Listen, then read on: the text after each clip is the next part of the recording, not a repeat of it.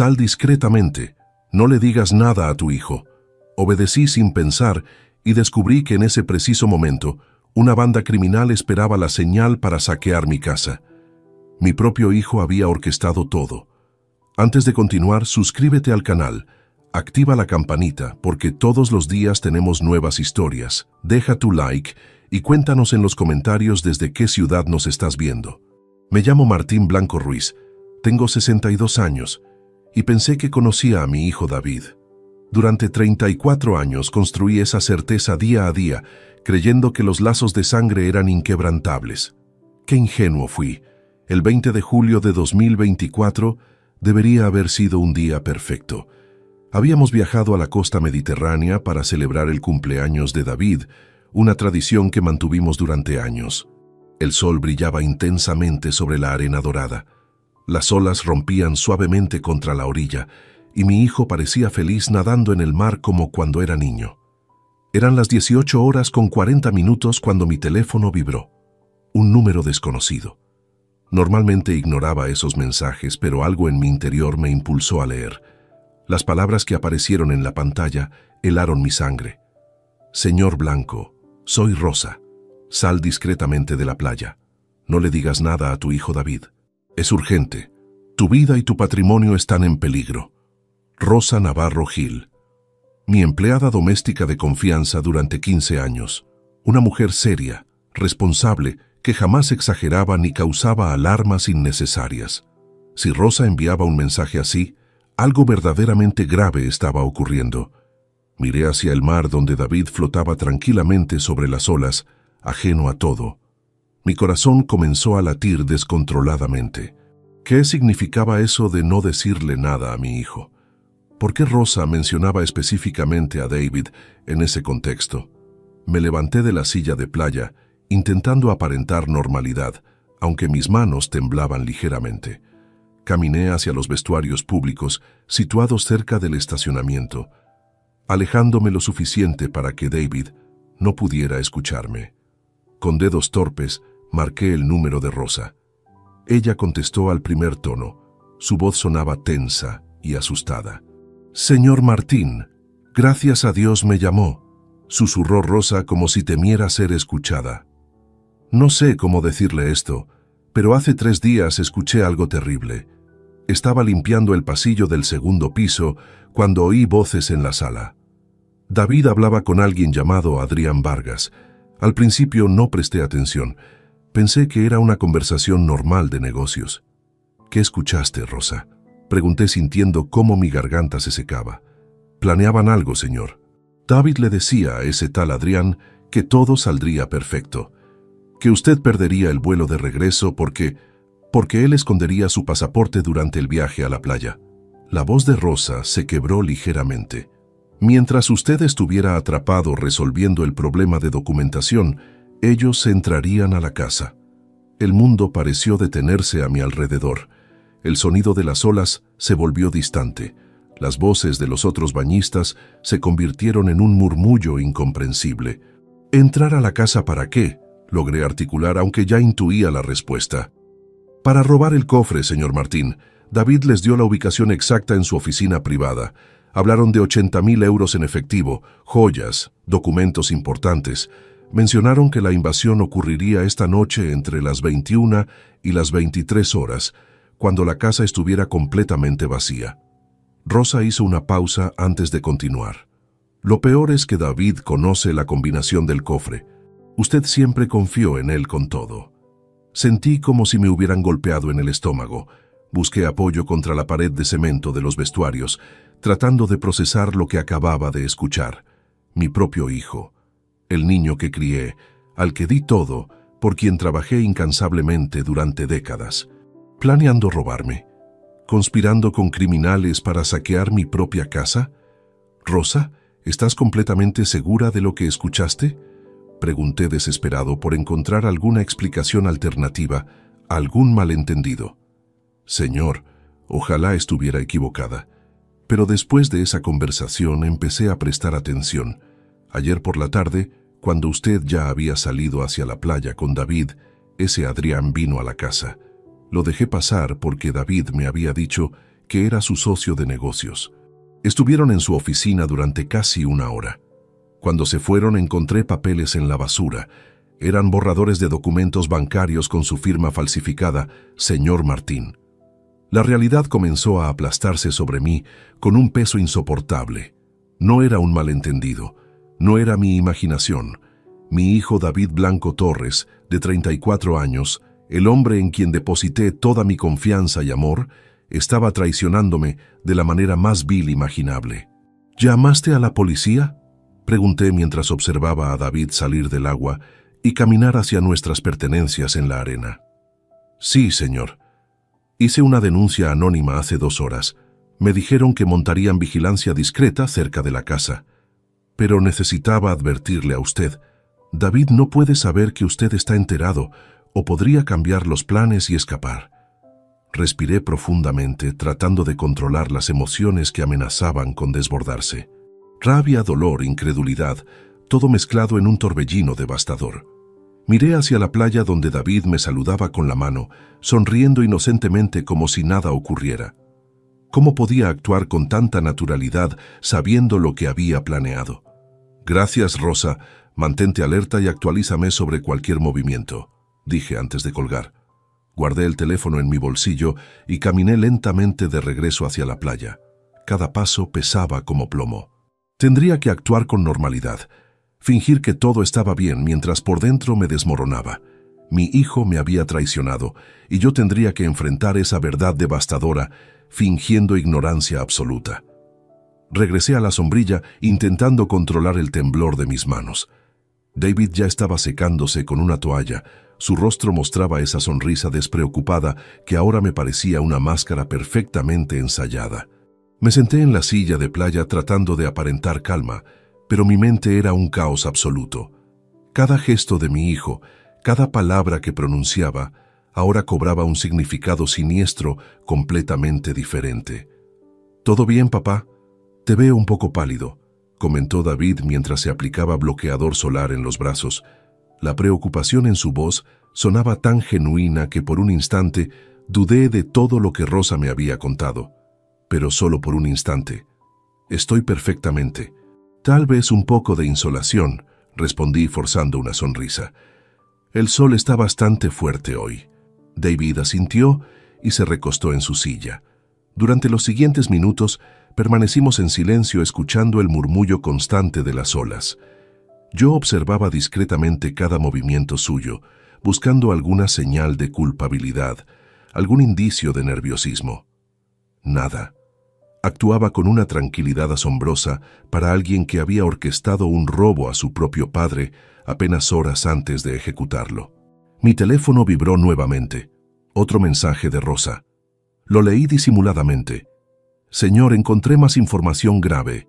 Necesito contarle algo sobre las deudas de David. Es peor de lo que imaginamos». Me levanté rápidamente inventando una excusa sobre necesitar ir al baño. Caminé hacia los vestuarios nuevamente y llamé a Rosa desde el mismo lugar apartado donde había hablado minutos antes. «Dime, Rosa, ¿qué más descubriste?», pregunté sintiendo cómo mi estómago se contraía por la ansiedad. «Después de hablar con usted, registré discretamente la habitación de David. Sé que es una invasión de privacidad, pero necesitaba estar segura antes de acusarlo de algo tan terrible». Rosa hizo una pausa para respirar profundamente. «Encontré documentos escondidos debajo del colchón. Son registros de deudas con casinos clandestinos. David debe 38.000 euros, señor Martín. 38.000 euros a ese tal Adrián Vargas Molina». Cerré los ojos sintiendo cómo el mundo se tambaleaba a mi alrededor. 38.000 euros, una fortuna perdida en apuestas ilegales. ¿Durante cuánto tiempo había estado mi hijo hundido en ese mundo sin que yo me diera cuenta? «Los documentos tienen fechas», continuó Rosa con voz temblorosa. «Las deudas comenzaron hace 8 meses. Empezó con cantidades pequeñas, 2 o 3.000 euros mensuales, pero en los últimos 3 meses se dispararon.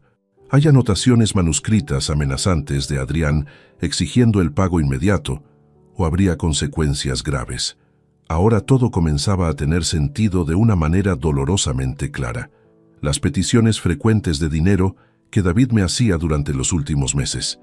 siempre con excusas razonables, inversiones prometedoras, oportunidades de negocio únicas, gastos imprevistos con Patricia. Yo le daba el dinero sin cuestionar, confiando ciegamente en mi hijo.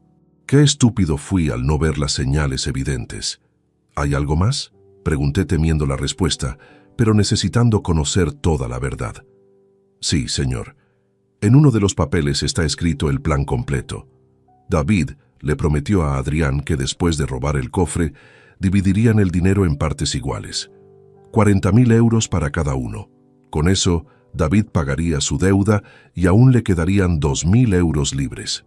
El plan contempla que usted denunciaría un robo común, sin saber que su propio hijo fue el cerebro detrás de todo. Apoyé mi frente contra la pared fría del vestuario, sintiendo náuseas. La traición no era solamente por dinero. Era calculada, premeditada, meticulosamente planeada durante semanas, quizás meses. David había estudiado cada detalle, aprovechando mi confianza absoluta en él para perpetrar el crimen perfecto. Me utilizó como padre, como fuente de ingresos, como víctima. Rosa, dijiste que alertaste a la policía, comenté intentando recuperar algo de control sobre la situación. ¿Qué te respondieron exactamente? Me tomaron en serio cuando mencioné los documentos falsificados y el plan específico del robo. Enviaron una patrulla de vigilancia que ya está posicionada cerca de la casa desde las 17 horas. Los agentes están vestidos de civil en un vehículo común para no levantar sospechas. Me dijeron que si los criminales intentan entrar, los arrestarán en flagrante delito.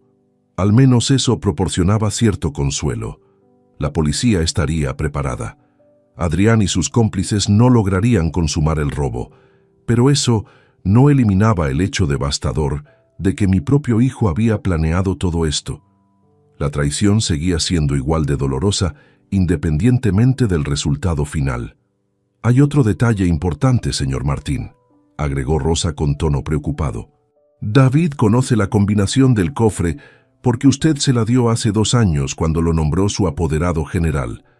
Él tiene acceso legal a todos sus documentos importantes, sus cuentas bancarias, sus propiedades. Si quisiera, podría hacer mucho más daño del que ya planeó. Esas palabras me golpearon como un martillo. Rosa tenía razón absoluta. En un acto de confianza paternal, le había otorgado a David poderes legales amplísimos sobre mi patrimonio. Nunca imaginé que podría usar esa información contra mí. La ingenuidad de un padre que amaba ciegamente a su hijo ahora se convertía en mi mayor vulnerabilidad. Mantente alerta, Rosa.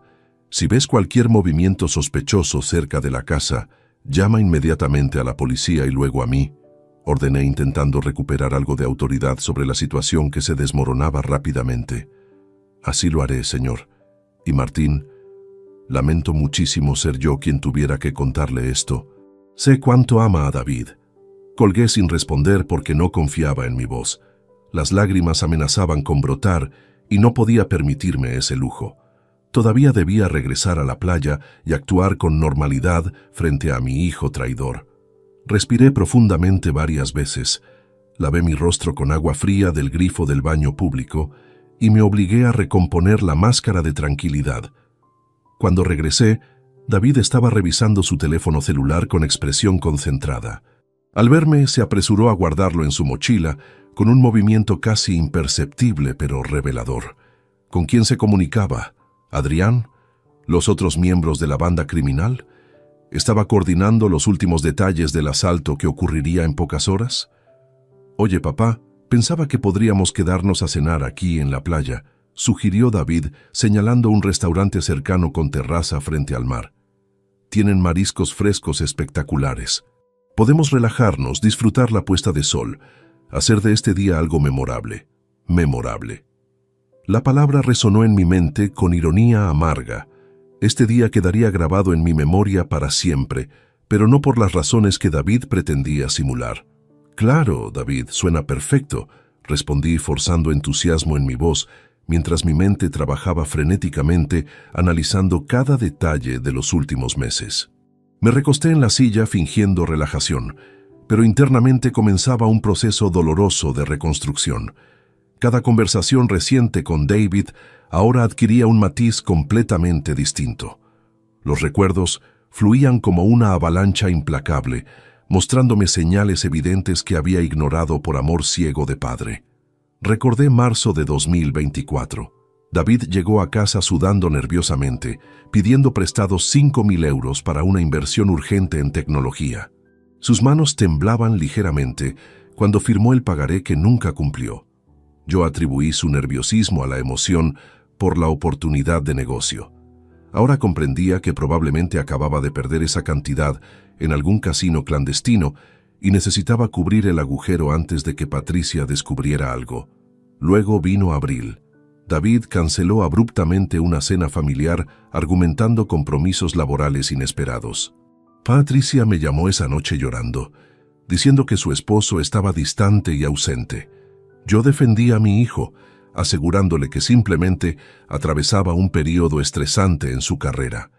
Qué ingenuo fui. Seguramente estuvo apostando esa noche, perdiendo más dinero, hundiéndose más profundamente en ese agujero de deudas. En mayo, las peticiones de dinero se volvieron más frecuentes.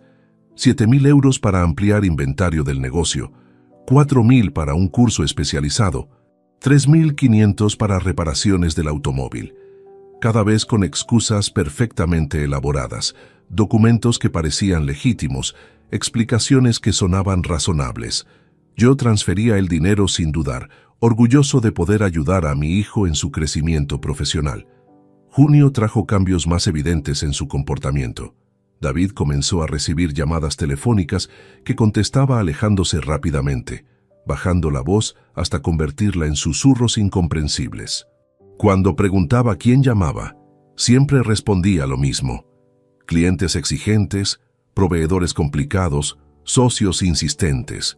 Ahora entendía que probablemente era Adrián Vargas cobrando las deudas acumuladas, presionándolo, amenazándolo, forzándolo a buscar soluciones desesperadas. Las visitas de ese tal Adrián a mi oficina también habían comenzado en junio. David me lo presentó como su nuevo socio comercial, un empresario exitoso del sector inmobiliario. Adrián era un hombre de 36 años, vestía trajes caros, hablaba con confianza engañosa. Conversamos brevemente en 2 ocasiones. Me pareció simpático, aunque algo calculador. Jamás sospeché que ese individuo era en realidad un prestamista de casinos ilegales que tenía a mi hijo atrapado en una red de deudas imposibles. La semana pasada, apenas 5 días antes de este viaje a la playa, David me pidió acceso al cofre. Necesitaba revisar documentos antiguos relacionados con propiedades familiares para un supuesto proyecto de inversión. Le di la combinación sin pensarlo 2 veces. Confiaba en él absolutamente. Ahora comprendía que, probablemente, estaba verificando el contenido exacto del cofre, calculando cuánto dinero podría robar, planificando cada detalle del asalto que ejecutaría esta misma noche. Cerré los ojos intentando controlar la marea de emociones contradictorias. Rabia hirviente contra David por traicionarme tan vilmente. Dolor desgarrador por descubrir que el hijo que amé incondicionalmente me veía simplemente como un banco ambulante. Vergüenza por haber sido tan ciego, tan confiado, tan absolutamente estúpido. Mi teléfono vibró sacándome de esos pensamientos oscuros. Mensaje de Rosa. Señor, son las 19 horas. Acabo de ver una furgoneta negra estacionarse 3 cuadras de la casa. 3 hombres salieron llevando bolsas grandes. Uno de ellos es Adrián Vargas. Lo reconocí por las fotos que David tiene guardadas. La policía los está vigilando desde el otro lado de la calle. Todo está listo para cuando intenten entrar. Sentí cómo mi pulso se aceleraba dramáticamente. El plan se estaba desarrollando exactamente como Rosa había descubierto. Los criminales ya estaban posicionados, esperando la hora acordada para invadir mi hogar, forzar mi cofre, robar mi dinero. Y David estaba aquí sentado a mi lado, actuando como el hijo perfecto, sin saber que yo conocía cada detalle de su conspiración miserable. Observé discretamente mi equipaje cerca de la sombrilla. Necesitaba verificar algo crucial. Esperé a que David se distrajeran mirando su teléfono nuevamente y abrí disimuladamente el compartimento lateral de mi maleta donde siempre guardaba mi pasaporte. Mis dedos palparon el espacio vacío. Nada. El documento había desaparecido. La confirmación física de la traición golpeó con fuerza renovada. David realmente había robado mi pasaporte. Su propio padre. Lo hizo mientras yo dormía confiado la noche anterior, probablemente entrando sigilosamente a mi habitación del hotel, hurgando en mi equipaje, sustrayendo el documento con manos calculadoras. Todo para asegurarse de que yo perdiera el vuelo programado para mañana, quedara atrapado resolviendo trámites burocráticos interminables, dándole tiempo suficiente para consumar el robo. ¿Buscas algo, papá?, preguntó David con tono casual, aunque detecté cierta tensión en su mandíbula. Nada importante, solo verificaba que no olvidara el cargador del teléfono. Mentí, cerrando la maleta rápidamente. David asintió, pero noté cómo su mirada se deslizaba brevemente hacia el compartimento que acababa de revisar. ¿Sabía que acababa de descubrir el pasaporte faltante? ¿Sospechaba que yo sospechaba algo? Debía actuar con extrema cautela. Si David percibía que su plan estaba descubierto, podría alertar a sus cómplices, cambiar la estrategia, escapar antes de que la policía pudiera arrestarlos. El sol comenzaba a descender tiñendo el cielo con tonalidades naranjas y púrpuras espectaculares. Familias empacaban sus pertenencias, preparándose para regresar a sus hogares. Niños corrían gritando felices, persiguiendo gaviotas. Parejas caminaban tomadas de la mano por la orilla. Todo parecía tan normal, tan pacífico. Nadie imaginaría el drama devastador que se desarrollaba silenciosamente bajo esa apariencia tranquila. «Papá, de verdad te noto extraño hoy», insistió David, estudiándome con atención incómoda. «Si hay algo que te preocupa, puedes contármelo. Sabes que siempre estaré aquí para apoyarte en lo que necesites». La hipocresía de esas palabras casi me hizo reír con amargura. ¡Qué actuación magistral! ¡Qué cinismo absoluto! Hablar de apoyo mientras simultáneamente orquestaba el robo más doloroso imaginable. No un simple hurto de dinero, sino la destrucción completa de la confianza entre padre e hijo, la aniquilación de un vínculo que creí sagrado e inquebrantable. «Estoy bien, hijo. Solo un poco cansado del sol», respondí manteniendo la máscara firmemente en su lugar. «Vayamos a cenar como sugeriste. Necesito algo fresco para beber». David sonrió satisfecho, creyendo que había disipado mis supuestas preocupaciones. Caminamos juntos hacia el restaurante, mientras yo llevaba el peso aplastante del conocimiento terrible. En pocas horas enfrentaría la decisión más difícil de mi vida. Nos sentamos en la terraza del restaurante, con vista privilegiada hacia el horizonte marino. El camarero trajo los menús, y David ordenó una botella de vino tinto reserva, insistiendo en que era una celebración especial. Celebración. La palabra sonaba grotesca considerando las circunstancias reales. Él celebraba anticipadamente el éxito de su robo, mientras yo digería la traición más amarga que jamás experimenté. Mientras David estudiaba el menú con fingida concentración, aproveché para revisar discretamente otro mensaje de Rosa que acababa de llegar. «Señor Martín, encontré algo más en la habitación de David. Copias de documentos bancarios suyos con firmas que no coinciden exactamente con su letra. Tomé fotografías y se las envío ahora. Creo que intentó falsificar su firma en varios papeles durante los últimos meses». Las imágenes llegaron segundos después. Amplié la pantalla sintiendo cómo mi temperatura corporal aumentaba peligrosamente. Ahí estaban: solicitudes de préstamos bancarios por cantidades considerables, contratos de aval para terceros, autorizaciones de transferencias internacionales. Todos llevaban mi supuesta firma, pero con pequeñas inconsistencias evidentes para quien conocía mi rúbrica verdadera. La inclinación de ciertas letras era diferente. La presión del trazo demasiado uniforme, los bucles de la B en blanco ligeramente más cerrados. David no solo planeaba robarme esa noche. Había estado intentando defraudarme sistemáticamente durante meses, falsificando mi firma para obtener créditos, usando mi nombre como garantía. Si esos préstamos fraudulentos llegaban a aprobarse, yo quedaría legalmente responsable por deudas que nunca autoricé. Mi patrimonio construido con décadas de trabajo honesto podría desaparecer para financiar las adicciones destructivas de mi propio hijo. «¿Qué te parece si pedimos la parrillada de mariscos?», sugirió David, interrumpiendo mis pensamientos oscuros. «Siempre dijiste que era tu plato favorito cuando veníamos aquí». Asentí mecánicamente, sin procesar realmente sus palabras. Mi cerebro trabajaba frenéticamente, procesando las implicaciones completas de todo lo descubierto. David no actuaba solo por desesperación momentánea ante las deudas de juego. Esto era algo más profundo, más oscuro. Había cruzado líneas morales fundamentales repetidamente, con premeditación fría, sin mostrar rastros aparentes de culpa o remordimiento. Rosa envió otro mensaje. «Los papeles falsificados están fechados desde febrero.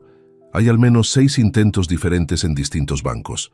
Algunos fueron rechazados por inconsistencias en la documentación, pero otros todavía están en proceso de aprobación. Si esos créditos se aprueban, podrían ejecutar embargos contra sus propiedades». Febrero, 5 meses atrás. Todo este tiempo, David estuvo trabajando metódicamente para destruirme financieramente. Las peticiones directas de dinero que yo le otorgaba voluntariamente no eran suficientes para sus necesidades crecientes. Necesitaba más, siempre más. Y cuando yo no podía darle cantidades mayores sin cuestionar, simplemente decidió tomarlas por la fuerza mediante engaños y robos. «Papá, en serio estás muy distraído», comentó David con tono ligeramente irritado. «Llevamos 10 minutos sentados y no has dicho prácticamente nada. Si prefieres que regresemos al hotel para descansar, podemos cenar más tarde». La sugerencia me alertó inmediatamente. Regresar al hotel significaría más tiempo antes de volver a casa. Más tiempo para que sus cómplices completaran el asalto sin interferencias. David necesitaba mantenerme alejado de la residencia el mayor tiempo posible para garantizar el éxito de su plan criminal. «No, estoy bien. Solo pensaba en algunos asuntos del trabajo», respondí tomando el menú y fingiendo estudiarlo con interés. «Pidamos ya. Tengo bastante hambre después de todo el sol». David pareció relajarse ligeramente ante mi respuesta. Llamó al camarero y ordenó para ambos con esa familiaridad casual que había caracterizado nuestra relación durante años. Observándolo actuar tan naturalmente, me pregunté cuándo exactamente se rompió algo fundamental dentro de él. ¿En qué momento preciso mi hijo se transformó en este extraño, capaz de traicionar a su propio padre con tanta facilidad aparente? Mi teléfono vibró nuevamente. Esta vez era un mensaje directo de la policía, usando el número que Rosa les había proporcionado. «Señor Blanco, aquí el inspector Ramírez de la Comisaría Central. Su empleada nos alertó sobre el plan de robo programado para esta noche. Tenemos vigilancia activa en su domicilio. Los sospechosos ya están posicionados esperando. Necesitamos saber si usted planea regresar a su residencia esta noche o prefiere que procedamos con el arresto cuando intenten ingresar». Había llegado el momento de tomar decisiones cruciales. Podía quedarme en la playa fingiendo ignorancia, permitir que David creyera que su plan funcionaba perfectamente, dejar que la policía arrestara a Adrián y sus cómplices cuando intentaran forzar la entrada. Eso protegería mi propiedad, pero permitiría que David escapara sin consecuencias directas, al menos inicialmente. O podía regresar a casa inmediatamente, confrontar la situación de frente, forzar a David a enfrentar las consecuencias de sus acciones mientras todo se derrumbaba ante sus ojos. Esa opción era más dolorosa emocionalmente, pero también más honesta. No más mentiras, no más simulaciones, solo la verdad brutal expuesta sin misericordia. La comida llegó humeante y aromática, pero yo apenas podía probar bocado. Cada trozo de pescado se sentía como arena en mi boca. David comía con apetito aparentemente genuino, conversando animadamente sobre planes futuros, proyectos compartidos, momentos familiares venideros. Todo mentiras elaboradas, todo parte de la actuación magistral que había perfeccionado durante meses.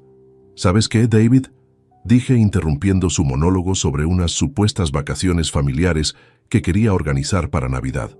Creo que deberíamos regresar a casa esta noche en lugar de quedarnos hasta mañana como planeamos originalmente. David dejó caer su tenedor produciendo un ruido metálico contra el plato. Su rostro palideció visiblemente, incluso bajo la luz tenue de la terraza. ¿Qué? ¿Por qué? Ya pagamos el hotel para 2 noches. Teníamos planes para mañana en la playa también. Me acordé de unos documentos extremadamente importantes que dejé sobre mi escritorio, contratos que debo revisar urgentemente antes del lunes. Improvisé observando cuidadosamente cada microexpresión en su cara. Pero papá, son solo papeles. Pueden esperar un día más. Estamos aquí para relajarnos, para disfrutar juntos, insistió David con desesperación apenas disimulada filtrándose en su voz. No pueden esperar, David. Son asuntos críticos que requieren mi atención inmediata. Mantuve mi tono firme e inflexible. Terminaremos de cenar y saldremos hacia casa esta misma noche. Vi cómo el pánico genuino reemplazaba la máscara de tranquilidad en su rostro. Sus manos comenzaron a temblar ligeramente. Buscó su teléfono con movimientos torpes, probablemente intentando enviar algún mensaje de alerta a sus cómplices, pero yo había tomado mi decisión final. David intentaba disimular su nerviosismo creciente, pero resultaba evidente para alguien que lo conocía desde que nació. Sus ojos se movían inquietos entre su teléfono y mi rostro, buscando alguna señal de que yo bromeaba sobre regresar anticipadamente. Pero mi expresión permanecía seria, decidida, implacable. Papá, piénsalo mejor. El viaje de regreso son casi 3 horas por carretera nocturna. Estarás agotado conduciendo. Es peligroso, argumentó intentando sonar razonable, pero su voz traicionaba ansiedad mal contenida. Además, esos documentos que mencionas pueden escanearse y enviarse por correo electrónico. Puedo ayudarte con eso ahora mismo si quieres. Lo observé detenidamente mientras masticaba lentamente un trozo de pan. Cada argumento que presentaba revelaba su desesperación por mantenerme alejado de casa hasta que sus cómplices completaran el robo. La ironía era devastadora. Mi hijo trabajaba tan arduamente para engañarme que casi resultaba admirable su dedicación criminal. Mientras él hablaba incesantemente, inventando razones para prolongar nuestra estancia, mi mente enfrentaba un dilema mucho más profundo que la logística del viaje. Observaba al hombre sentado frente a mí, el niño que enseñé a caminar, el adolescente que consolé durante sus primeras decepciones amorosas, el joven que abracé orgulloso cuando se graduó universitario. Todas esas memorias se estrellaban violentamente contra la realidad presente. Ese mismo ser humano me traicionaba de la manera más cruel posible. ¿En qué momento fallé como padre? ¿Qué errores cometí durante su crianza para producir este resultado catastrófico? Le di demasiado sin enseñarle el valor real del esfuerzo. ¿Lo protegí excesivamente de las consecuencias de sus acciones cuando era joven? Las preguntas se agolpaban sin respuestas satisfactorias, pero simultáneamente otra parte de mí, más fría y calculadora, comprendía que yo no era responsable de las decisiones adultas de David. Él eligió adentrarse en el mundo turbio de las apuestas clandestinas. Él decidió acumular deudas imposibles con criminales peligrosos. Él planeó robar a su propio padre en lugar de pedir ayuda honestamente. Esas elecciones eran completamente suyas, no mías. David, ya tomé la decisión. Nos vamos esta noche, repetí con firmeza terminante mientras pedía la cuenta al camarero que pasaba cerca de nuestra mesa. Vi cómo David apretaba los puños bajo la mesa. Su mandíbula se tensaba visiblemente. Por un instante fugaz percibí algo oscuro cruzar su mirada. ¿Rabia? ¿Odio? ¿Frustración absoluta ante el derrumbe de su plan meticulosamente preparado? Fuera lo que fuera, desapareció rápidamente reemplazado nuevamente por esa máscara de preocupación filial falsa. «Está bien, papá.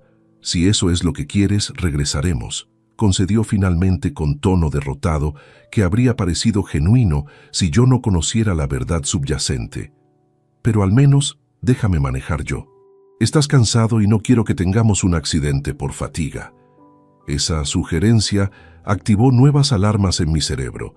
Si David conducía, podría controlar la velocidad, hacer paradas estratégicas, ganar tiempo precioso para que Adrián y sus hombres completaran el asalto antes de nuestra llegada.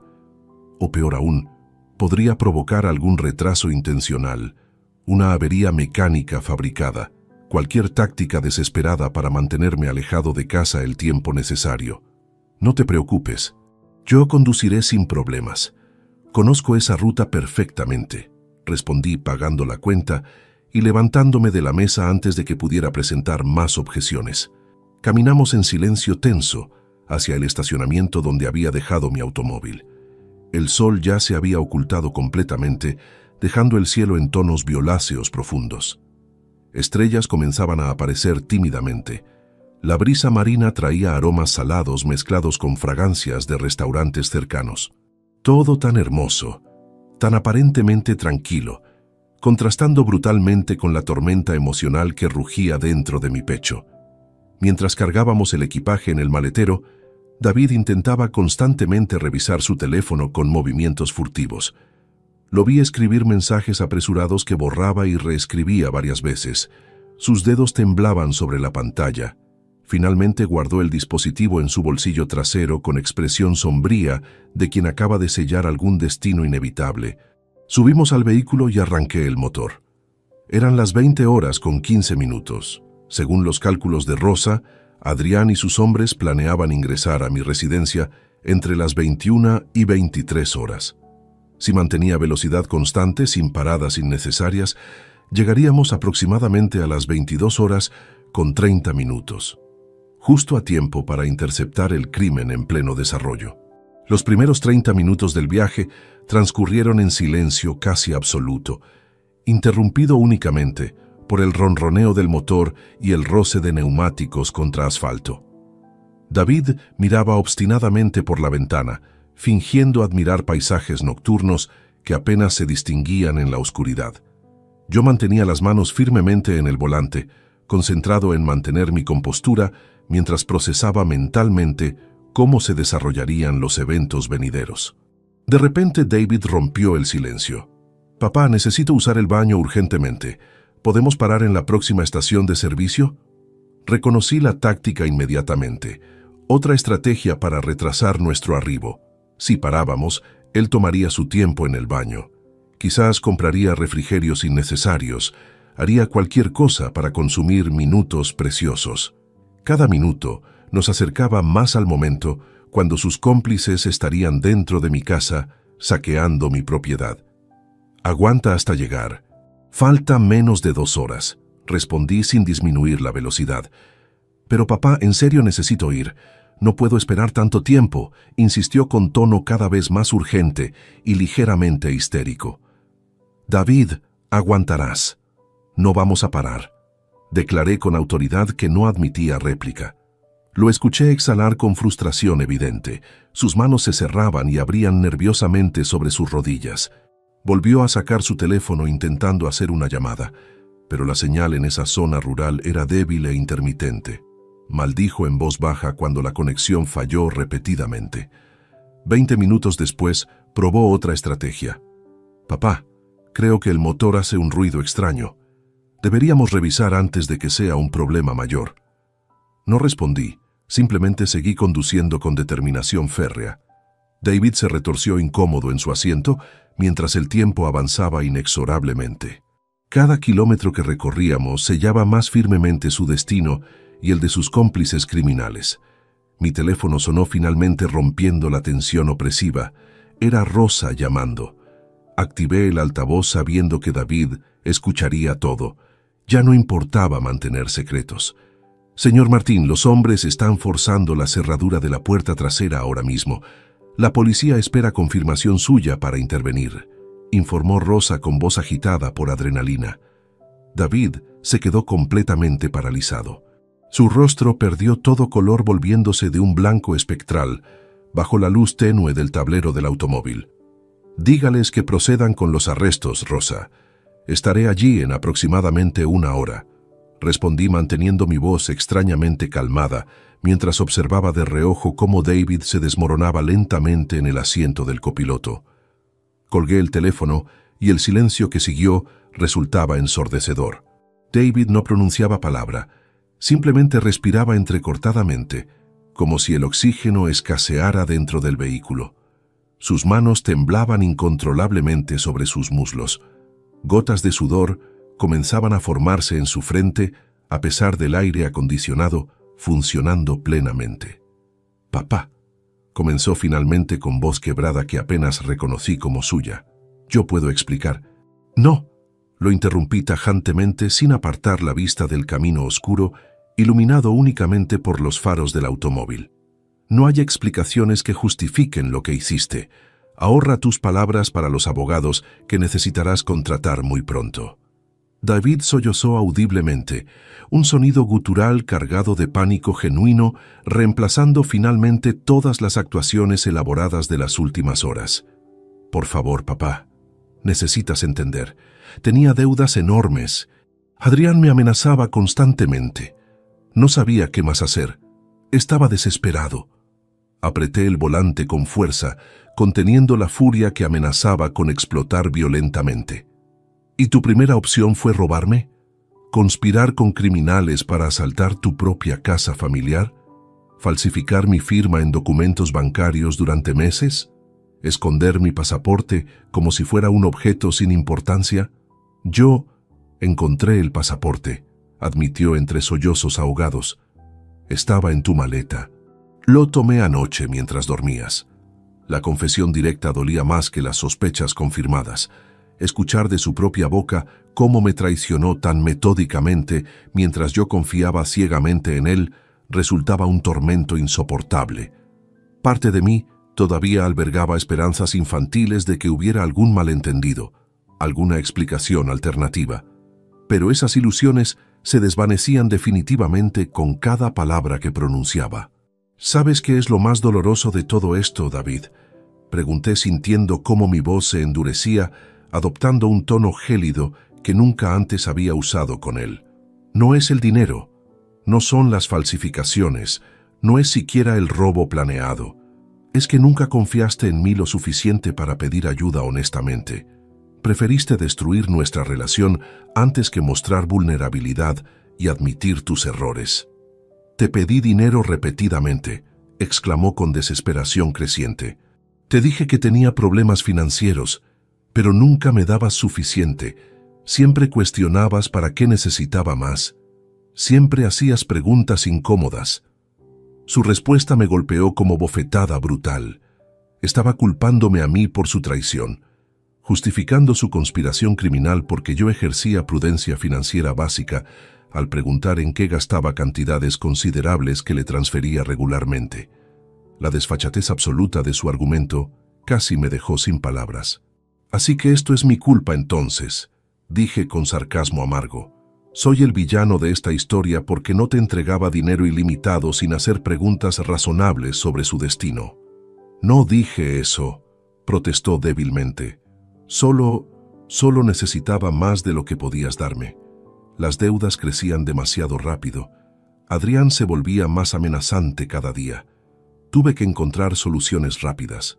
Soluciones que incluían robar 80.000 euros de mi cofre, del cual conocías la combinación solo porque confié en ti completamente, señalé con dureza implacable.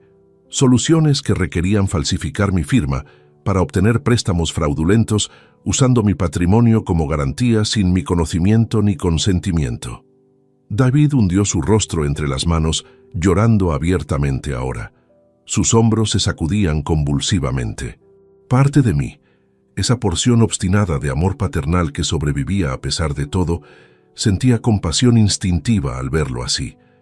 Pero una parte más grande, más fría, más sabia, comprendía que esas lágrimas eran principalmente de autocompasión y miedo a las consecuencias inminentes, no remordimiento genuino por el daño infligido.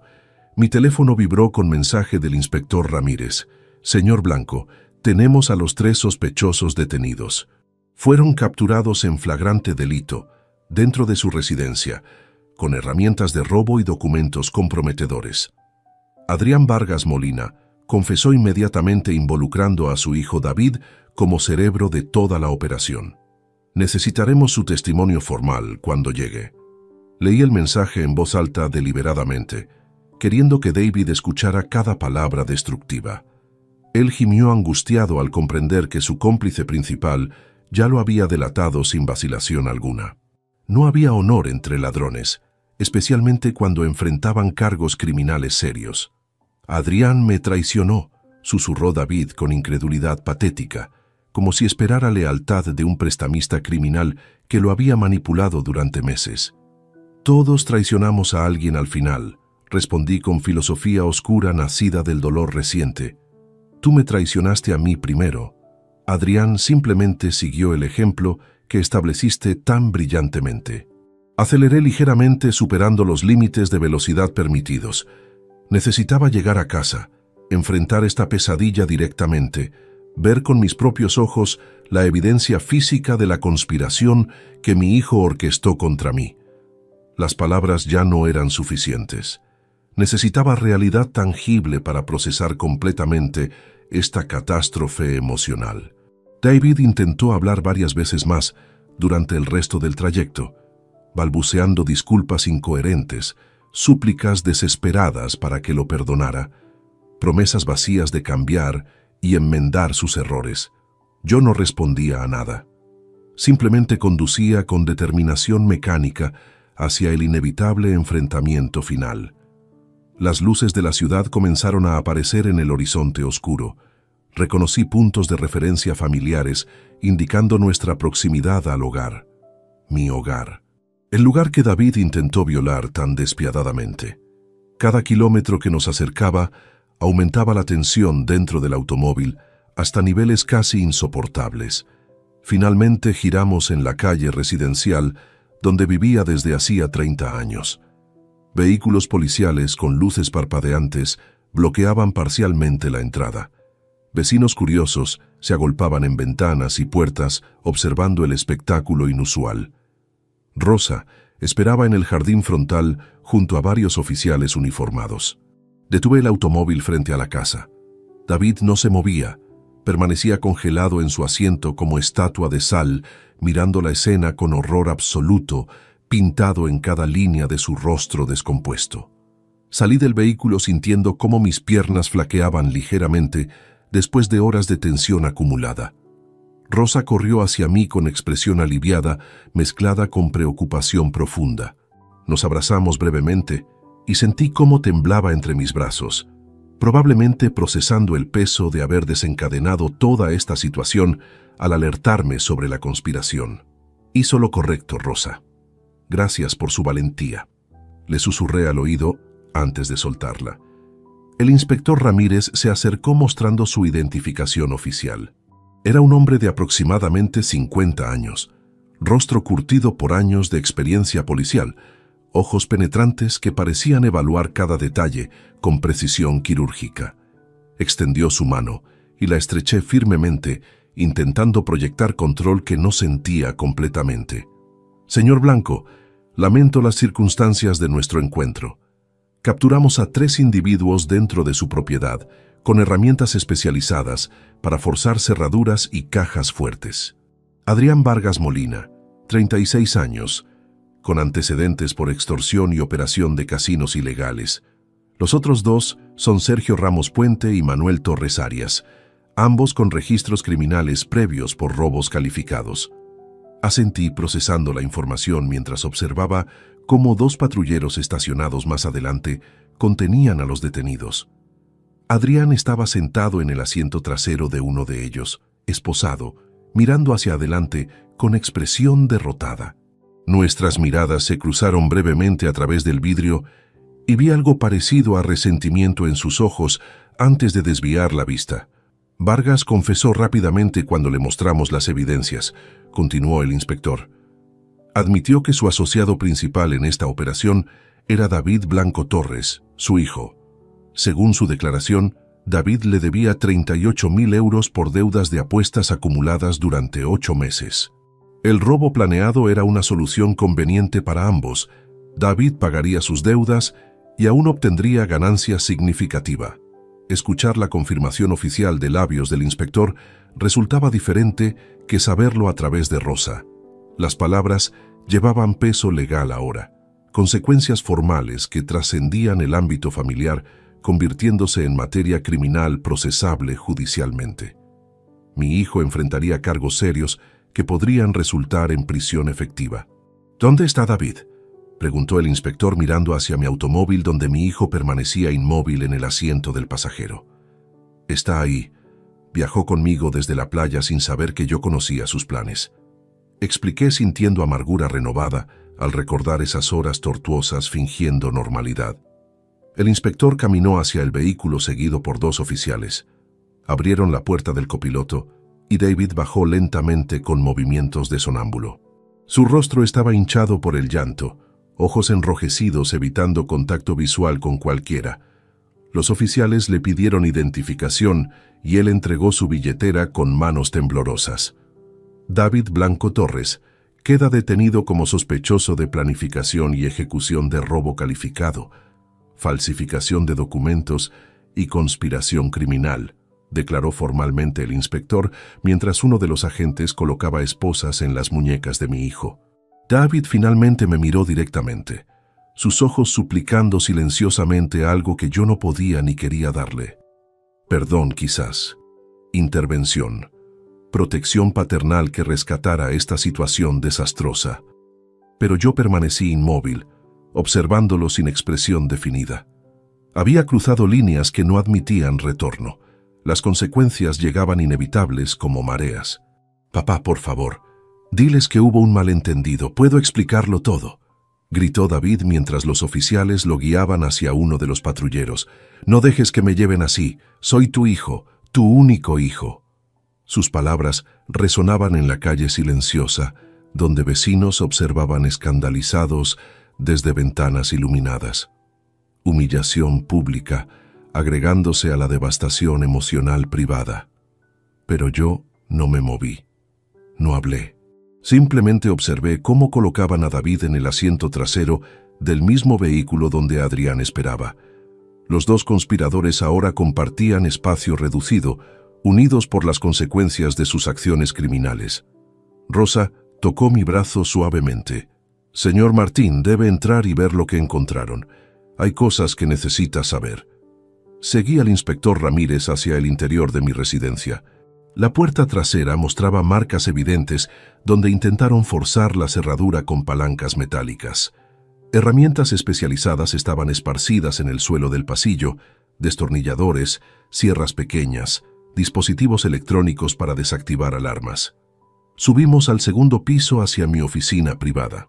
La puerta del cofre estaba ligeramente dañada, aunque no habían logrado abrirlo completamente antes del arresto. El inspector señaló documentos encontrados en las mochilas de los criminales. Planos detallados de mi casa, con anotaciones específicas sobre ubicación del cofre, rutinas familiares, horarios probables cuando la propiedad estaría vacía. Estos planos fueron dibujados por alguien con conocimiento íntimo de la distribución de su hogar, explicó el inspector. La letra coincide con muestras que tomamos de documentos personales de su hijo. David preparó todo meticulosamente durante semanas. Tomé los papeles con manos que temblaban ligeramente. Ver la caligrafía familiar de David en esos diagramas criminales resultaba surrealista y nauseabundo simultáneamente. Había dibujado cada habitación con precisión arquitectónica, marcando rutas de entrada y escape, identificando cámaras de seguridad y sus puntos ciegos, calculando tiempos necesarios para cada fase del robo. Rosa apareció llevando una caja de cartón. Encontré esto escondido bajo la cama de David cuando los oficiales registraron su habitación, señor. Creo que debe verlo ahora. Abrí la caja sintiendo aprehensión creciente. Dentro había decenas de documentos más, estados de cuenta bancarios míos que David había copiado sin autorización, fotografías del interior del cofre tomadas secretamente cuando tuvo acceso legítimo meses atrás, contratos preliminares con firmas falsificadas, intentando obtener líneas de crédito usando mi nombre como aval. Pero lo más perturbador estaba en el fondo de la caja, un cuaderno con espiral, conteniendo anotaciones manuscritas, detallando planes alternativos si el robo fallaba. Una página específicamente describía posibilidades de falsificar un poder notarial amplio que le permitiría vender propiedades a mi nombre. Otra página contemplaba escenarios donde yo podría sufrir algún accidente incapacitante, dejándolo como único heredero y administrador de mi patrimonio. «David no solo planeaba robarte esta vez», dijo Rosa con voz quebrada por horror genuino. «Pensaba en formas de tomar control total de todo lo que posees eventualmente». Cerré el cuaderno sintiendo náuseas violentas. Mi hijo no actuaba por desesperación momentánea. Esto era ambición calculada, codicia sistemática, voluntad consciente de destruirme financieramente si resultaba necesario para satisfacer sus necesidades. El inspector Ramírez tomó fotografías detalladas del cuaderno y todos los documentos comprometedores mientras yo permanecía sentado en mi silla de oficina procesando la magnitud completa de la traición. Cada página revelaba niveles más profundos de planificación maliciosa. David no simplemente cometió un error desesperado, construyó sistemáticamente una estrategia para despojarme de todo lo que construí durante décadas de trabajo honesto. «Señor Blanco, necesito hacerle algunas preguntas formales para el expediente», indicó el inspector sacando una grabadora digital de su maletín. «Con su permiso, registraré esta conversación como parte de la investigación oficial». Asentí mecánicamente. Las siguientes 2 horas transcurrieron en un interrogatorio exhaustivo, donde reconstruí cronológicamente todos los eventos. Las peticiones frecuentes de dinero de David, sus cambios comportamentales, las visitas de Adrián, el mensaje de alerta de Rosa, mi decisión de regresar anticipadamente de la playa. El inspector tomaba notas meticulosas, interrumpiendo ocasionalmente para clarificar detalles específicos o solicitar fechas exactas.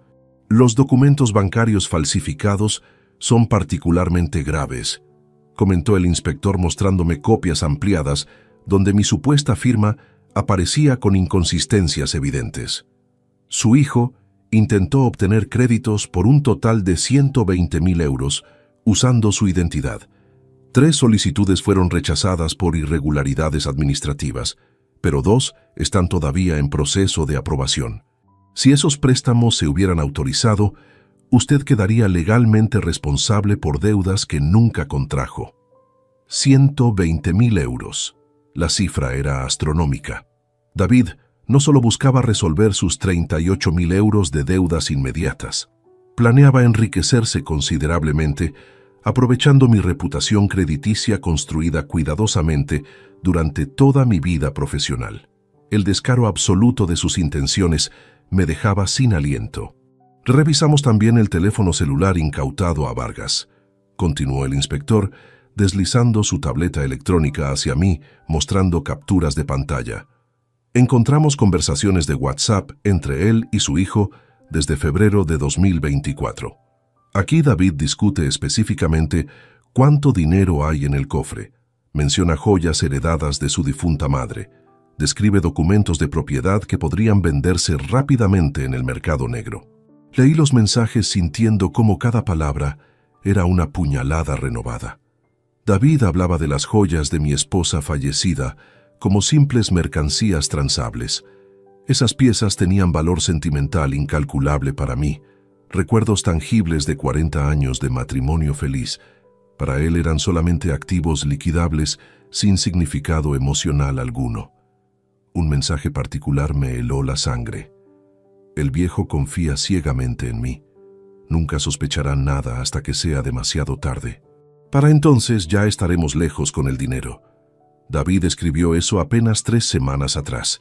3 semanas durante las cuales yo seguía tratándolo con amor incondicional, invitándolo a cenas familiares, planeando ese viaje a la playa que supuestamente celebraría su cumpleaños. «Hay más», agregó el inspector con expresión grave. «Encontramos en el teléfono de David borradores de correos electrónicos nunca enviados dirigidos a contactos en el extranjero.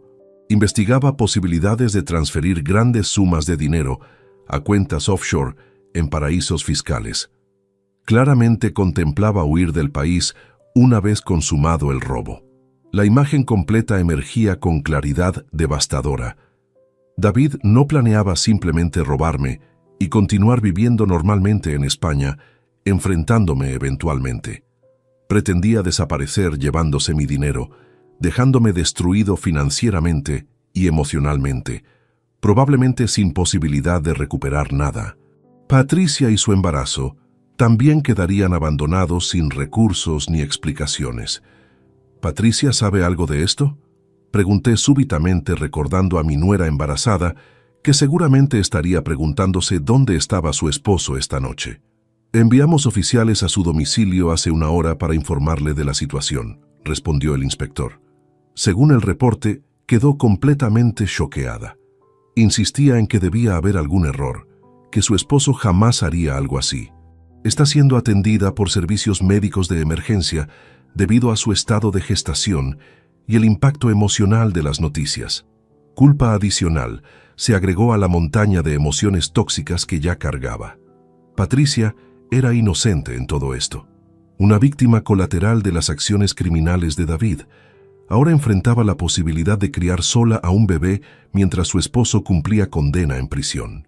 El daño que mi hijo causaba se extendía en círculos concéntricos, afectando a personas que lo amaban y confiaban en él. Rosa entró a la oficina llevando una bandeja con café que nadie había pedido, pero que todos necesitábamos. Sus ojos estaban enrojecidos, evidenciando lágrimas recientes. Trabajó en esta casa durante 15 años, vio crecer a David desde que tenía 19, lo consideraba prácticamente familia. Descubrir su naturaleza criminal probablemente la devastaba casi tanto como a mí.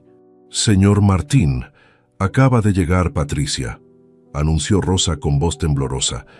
«Está en la sala pidiendo hablar con usted urgentemente. Los paramédicos la acompañan, pero ella insistió en venir». Bajé las escaleras sintiendo cada escalón como una montaña que debía escalar. Patricia estaba sentada en el sofá con una mano protectora sobre su vientre abultado de 4 meses de gestación. Su rostro mostraba marcas de llanto intenso, maquillaje corrido, expresión de alguien cuyo mundo acaba de colapsar completamente. 2 paramédicos permanecían cerca, monitoreando sus signos vitales con equipos portátiles. «Martín, dime que esto no es verdad», suplicó con voz quebrada apenas verme entrar. «Dime que David no hizo lo que la policía dice. Tiene que haber una explicación, algún malentendido terrible». Me senté a su lado tomando sus manos frías entre las mías. «Patricia, desearía poder decirte que es un error, pero todo es cierto. David planeó robarnos. Tiene deudas enormes con criminales. Falsificó mi firma en documentos bancarios. Las evidencias son irrefutables». Ella sollozó desconsoladamente cubriéndose el rostro. «¿Cómo pudo hacerme esto? ¿Cómo pudo hacernos esto a nuestro bebé? Estoy embarazada de su hijo y él prefirió conspirar con delincuentes antes que pedir ayuda como persona decente». No tenía respuestas reconfortantes para ofrecer. Yo me hacía las mismas preguntas torturantes. ¿Cómo David perdió toda brújula moral? ¿En qué momento dejó de importarle lastimar a quienes lo amaban? Las respuestas permanecían esquivas, enterradas en algún rincón oscuro de su psicología que probablemente nunca comprendería completamente. «Patricia, te prometo que no quedarás desamparada», dije finalmente. «Este bebé es mi nieto. Recibirán todo el apoyo necesario sin importar lo que suceda con David». Ella asintió débilmente, mientras los paramédicos le ofrecían sedantes suaves que rechazó. Quería permanecer consciente, procesar todo a pesar del dolor insoportable. Los días siguientes pasaron en una nebulosa de procedimientos legales interminables. David permaneció detenido en prisión preventiva mientras la fiscalía construía su caso.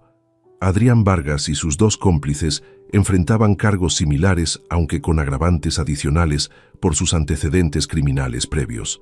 El proceso judicial avanzaba con velocidad sorprendente, dada la cantidad abrumadora de evidencias físicas y digitales recopiladas.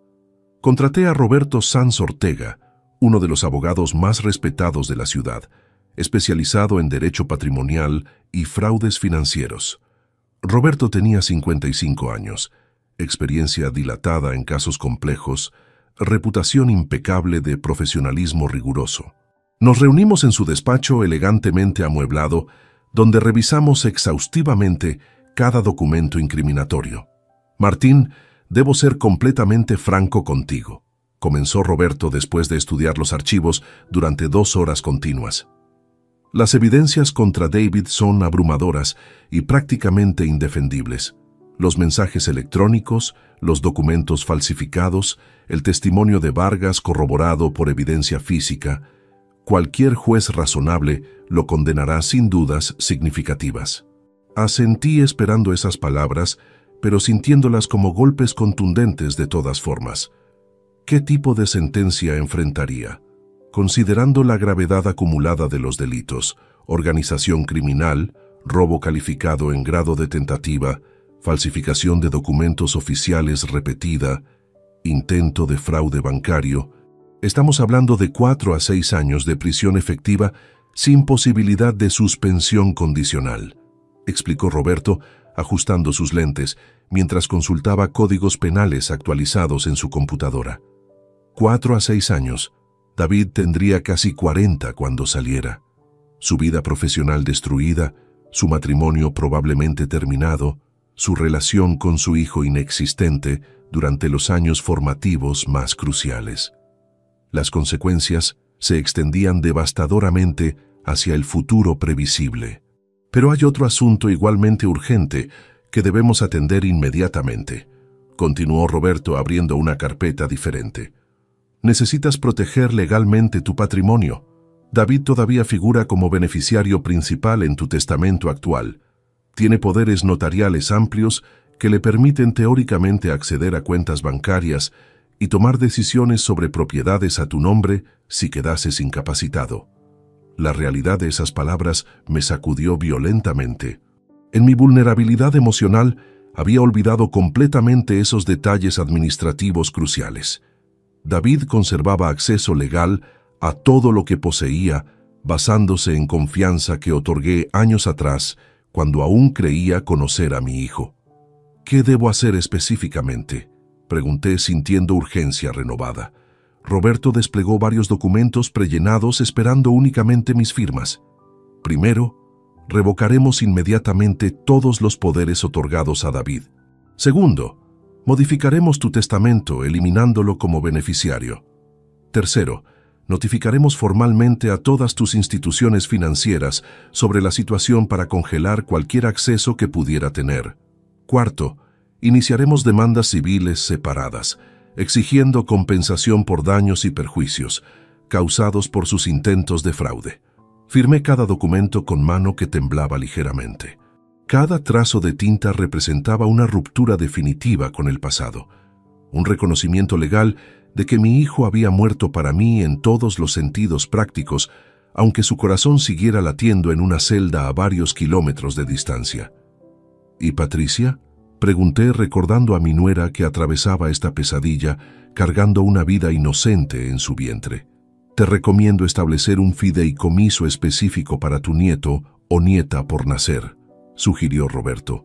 De esa manera garantizas que el bebé tenga recursos asegurados sin que David pueda acceder o manipular esos fondos desde prisión o después de cumplir su condena. También sugiero incluir a Patricia como beneficiaria secundaria con condiciones específicas que protejan sus intereses sin crear dependencia insostenible. La idea tenía sentido absoluto. Mi nieto no debería pagar por los crímenes de su padre. Patricia tampoco merecía sufrir más allá del dolor emocional inevitable que ya experimentaba. Instruí a Roberto para preparar toda la documentación necesaria sin limitaciones presupuestarias. Quería blindajes legales impenetrables protegiendo a los inocentes de esta tragedia. Hay un detalle adicional que descubrí investigando las finanzas de David, mencionó Roberto con expresión incómoda. Durante los últimos 6 meses, estuvo vendiendo información confidencial sobre operaciones comerciales de tu empresa a Adrián Vargas, quien luego utilizaba esos datos para manipular inversiones en mercados paralelos. Técnicamente, eso constituye espionaje industrial además de todos los otros cargos. Cerré los ojos sintiendo náuseas familiares. Cada nueva revelación agregaba capas adicionales de traición. David no solo me atacó personalmente como padre, también saboteó profesionalmente mi negocio que construí desde cero hace 30 años.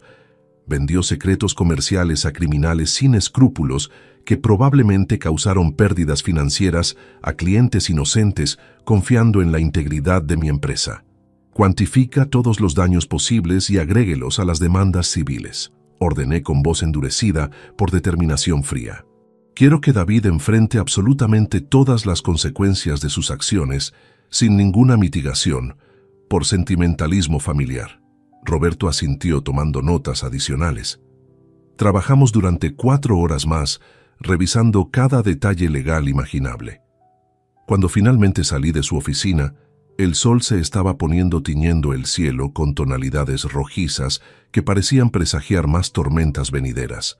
Conduje directamente al hospital, donde Patricia había sido internada nuevamente esa mañana por complicaciones relacionadas con estrés extremo durante el embarazo. La encontré recostada en una cama hospitalaria, conectada a monitores midiendo los latidos cardíacos del bebé. Su rostro mostraba agotamiento profundo que trascendía lo meramente físico. «Martín, gracias por venir», susurró débilmente extendiendo su mano hacia mí. «Los médicos dicen que el bebé está bien, pero debo permanecer en reposo absoluto durante las próximas semanas. El estrés está afectando mi presión arterial peligrosamente». Me senté junto a su cama tomando su mano fría. «No te preocupes por nada relacionado con dinero o logística. Contraté enfermeras privadas para que te cuiden cuando te den de alta. Pagaré todos los gastos médicos sin importar el monto. Tu único trabajo es mantenerte saludable para ese bebé». Lágrimas rodaron por sus mejillas. «David me llamó desde la cárcel ayer. Lloraba pidiendo que lo visitara, que hablara contigo para que lo ayudaras. Colgué el teléfono. No puedo verlo ahora. No sé si podré verlo nunca más después de lo que hizo». El juicio de David comenzó en noviembre de 2024.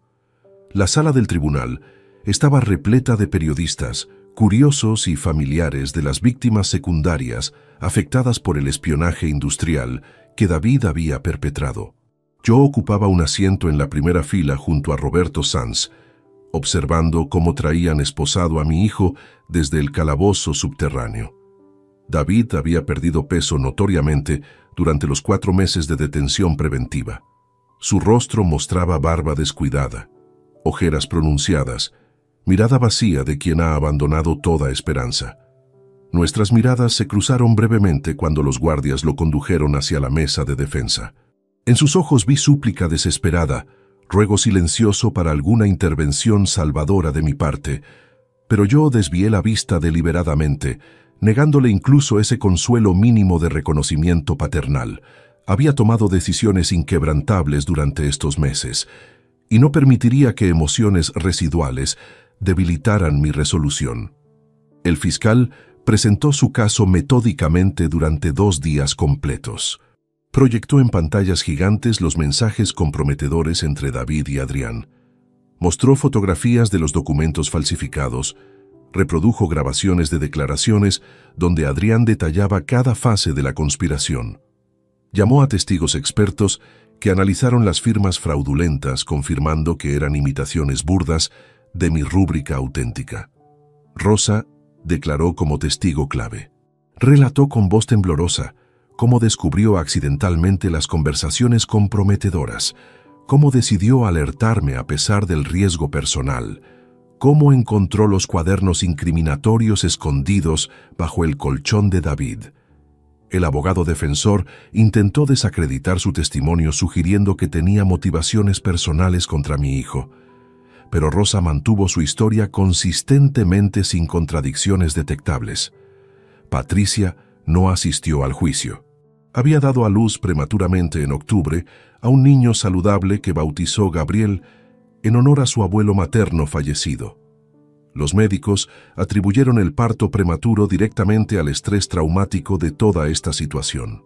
Presentó su testimonio mediante videoconferencia desde su hogar, explicando entre lágrimas cómo descubrió la doble vida de su esposo, cómo él le ocultó sistemáticamente las deudas crecientes, cómo ahora enfrentaba criar sola a un recién nacido mientras procesaba la traición devastadora. El momento más impactante llegó cuando el fiscal proyectó extractos del cuaderno personal de David, donde detallaba escenarios hipotéticos de mi muerte o incapacitación. Si el viejo sufriera un derrame cerebral, tendría control total mediante el poder notarial. Había escrito David con caligrafía clara en una entrada fechada en mayo. Podría vender las propiedades secundarias sin que nadie cuestionara las transacciones. Nadie sospecharía si todo parece legalmente correcto. Escuchar esas palabras leídas en voz alta por el fiscal me revolvió el estómago violentamente. David no solo contemplaba robarme, especulaba activamente sobre aprovechar mi posible muerte para beneficio personal. El hijo que cargué en brazos cuando era bebé, que enseñé a leer y escribir, que apoyé en cada etapa de su vida, había llegado a considerar mi muerte como oportunidad financiera conveniente. El abogado defensor de David intentó argumentos débiles sobre adicción a las apuestas, siendo una enfermedad que disminuía su responsabilidad criminal. Presentó evaluaciones psiquiátricas, sugiriendo que mi hijo sufría trastornos de control de impulsos exacerbados por presiones de Adrián. Pero el fiscal destrozó esos argumentos, mostrando cómo David planificó meticulosamente cada detalle durante meses, demostrando capacidad cognitiva plena y premeditación consciente. David tuvo oportunidad de declarar en su propia defensa durante el último día del juicio.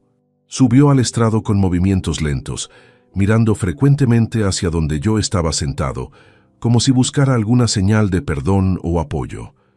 Comenzó con voz quebrada. Reconozco que cometí errores terribles. Las adicciones me consumieron hasta el punto donde perdí todo sentido de moralidad, pero nunca dejé de amar a mi padre y a mi familia. Sus palabras sonaban huecas, ensayadas por su abogado para generar simpatía del jurado. Habló durante 20 minutos intentando presentarse como víctima de circunstancias desafortunadas en lugar de perpetrador calculador. Mencionó presiones financieras, amenazas de Adrián, desesperación por proteger a Patricia del conocimiento de sus deudas, todo cuidadosamente formulado para evocar compasión. Cuando el fiscal lo interrogó agresivamente sobre los planes detallados en su cuaderno personal, David tartamudeó incoherentemente sin respuestas convincentes. Esas eran solo fantasías escritas en momentos de desesperación extrema. Jamás habría actuado sobre esos pensamientos, insistió débilmente. ¿Fantasías?, replicó el fiscal con sarcasmo cortante.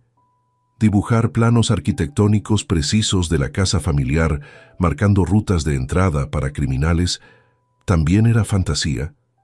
Falsificar la firma de su padre en 6 documentos bancarios diferentes también era simple imaginación. David se derrumbó visiblemente bajo el interrogatorio, admitiendo finalmente la gravedad de sus acciones aunque intentando minimizar su culpabilidad moral. El jurado observaba con expresiones que oscilaban entre disgusto y lástima, pero claramente inclinándose hacia condenación. Las deliberaciones duraron apenas 4 horas. El veredicto llegó unánime, culpable en todos los cargos. El juez programó la sentencia formal para 2 semanas después, tiempo que David pasaría nuevamente en prisión preventiva, aguardando conocer cuántos años exactos pasaría tras las rejas.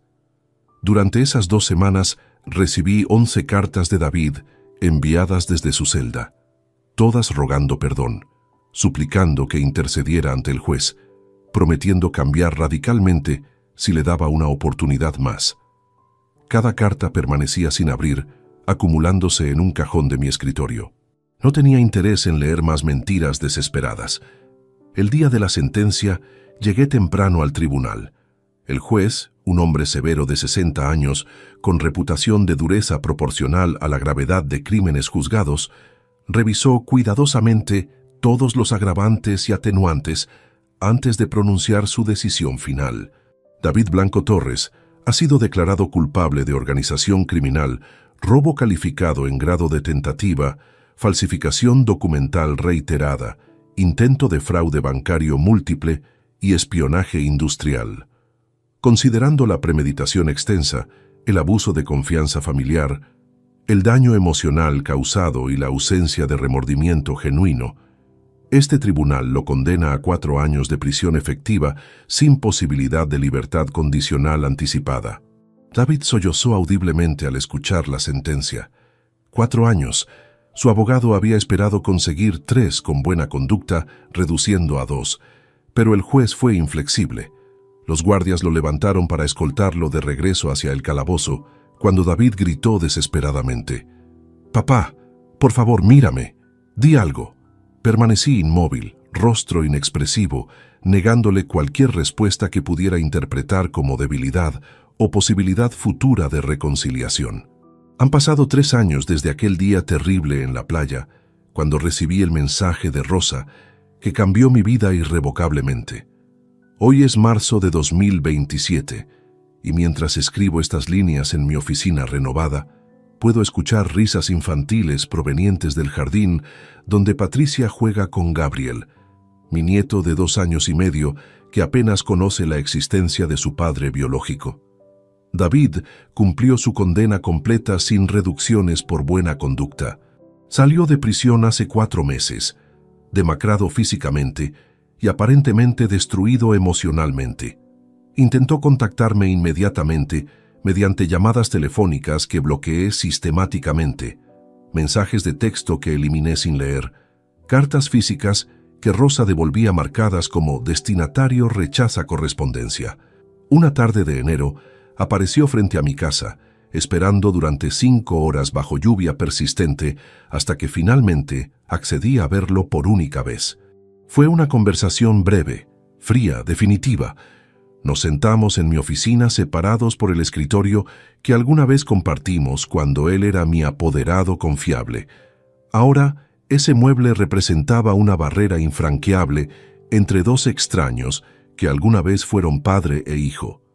«Papá, he tenido 3 años para reflexionar sobre todo lo que hice», comenzó David con voz rasposa por meses de silencio forzado en prisión. «No hay palabras suficientes para expresar mi arrepentimiento. Destruí todo lo valioso en mi vida por codicia estúpida y adicción incontrolable. Te lo suplico, dame una oportunidad de demostrar que cambié genuinamente». Lo observé sin expresión emocional discernible. Había envejecido considerablemente durante su encarcelamiento.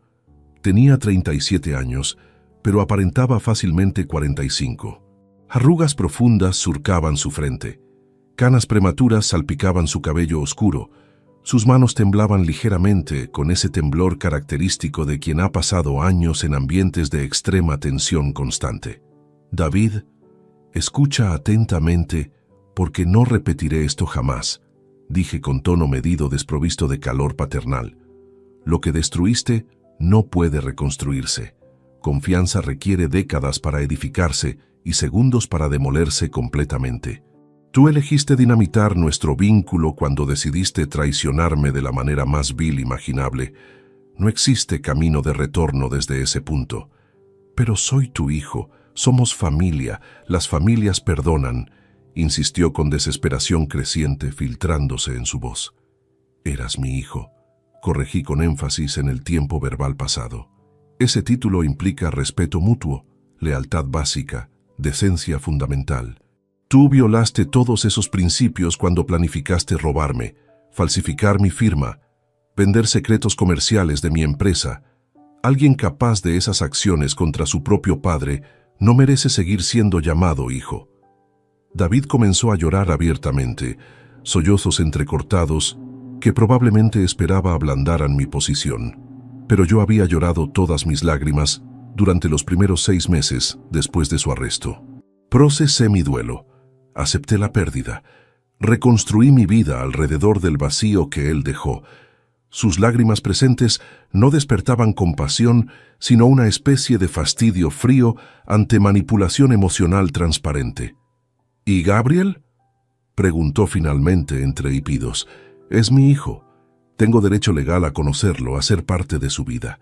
«Legalmente sí, aunque Patricia obtuvo orden restrictiva temporal que limita severamente tus visitas supervisadas», respondí consultando documentos que Roberto Sanz había preparado anticipando exactamente esta conversación. «Pero moralmente, un padre que planeó robar a su propio abuelo no merece influenciar la formación de ese niño». Patricia decidió que Gabriel crecerá sin conocerte hasta que tenga edad suficiente para comprender qué tipo de hombre eres realmente. Eso es crueldad innecesaria. Estás usando a mi hijo como arma para castigarme, gritó David con rabia, reemplazando momentáneamente la autocompasión. No, repliqué con calma glacial.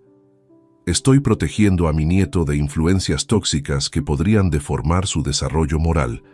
Gabriel vive conmigo y con Patricia en esta propiedad desde que nació. Tiene estabilidad, amor incondicional, ejemplo de integridad diaria. Tú solo traerías confusión y patrones disfuncionales que tardaríamos años en corregir. David se levantó abruptamente, golpeando el escritorio con frustración impotente. Pasé 4 años en prisión. Pagué mi deuda con la sociedad. Merezco una segunda oportunidad.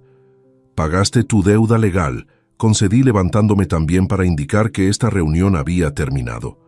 Pero hay deudas morales y emocionales que ningún juez puede cuantificar ni ninguna celda puede saldar.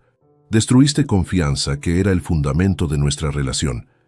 Ese tipo de daño no se repara con simple paso del tiempo ni declaraciones vacías de arrepentimiento. Lo acompañé hasta la puerta principal, donde Rosa esperaba lista para asegurarse de que abandonara la propiedad sin incidentes. David se detuvo en el umbral mirando hacia el jardín, donde Gabriel corría persiguiendo mariposas bajo supervisión sonriente de Patricia. Vi dolor genuino atravesar su rostro al observar la escena doméstica, de la cual estaba permanentemente excluido. Ese niño nunca sabrá que existo, ¿verdad?, susurró con voz quebrada. Sabrá que tuvo un padre biológico que tomó decisiones catastróficamente malas. Respondí honestamente. Cuando cumpla 18 años, Patricia le mostrará todos los documentos judiciales, le explicará exactamente qué sucedió. Entonces Gabriel decidirá por sí mismo si quiere conocerte o mantener la distancia que nosotros establecimos para protegerlo. Pero esa será su elección como adulto, no la tuya ni la mía. David asintió derrotado, comprendiendo la futilidad de continuar argumentando. Se alejó caminando lentamente por el sendero de entrada, hombros encorvados, portando el peso de consecuencias irreversibles que él mismo fabricó meticulosamente con cada decisión egoísta durante aquellos meses oscuros de 2024. Cerré la puerta y regresé al jardín, donde Gabriel corría hacia mí gritando: ¡Abuelo!, con alegría pura que solo los niños pequeños poseen. Lo levanté en brazos, sintiendo su peso reconfortante, su risa contagiosa, su amor simple e incondicional. Este niño representaba posibilidad de futuro mejor, oportunidad de romper ciclos destructivos, esperanza de que una generación pudiera aprender de errores devastadores de la anterior. Patricia se acercó colocando su mano suavemente en mi hombro. ¿Fue muy difícil?, preguntó refiriéndose al encuentro con David. Fue necesario, respondí simplemente. Necesitaba escuchar directamente que no hay camino de regreso. Quizás ahora pueda finalmente empezar a reconstruir su vida en otra parte, lejos de nosotros. Esa noche, después de acostar a Gabriel con cuentos de aventuras heroicas protagonizadas por abuelos valientes y nietos curiosos, me senté en mi oficina frente al cofre que David intentó robar hace 3 años. Ahora contenía algo diferente además del efectivo y joyas. Mi testamento actualizado, dejando absolutamente todo a Gabriel bajo administración de Patricia hasta que mi nieto cumpliera 25 años. David no aparecía mencionado en ninguna página.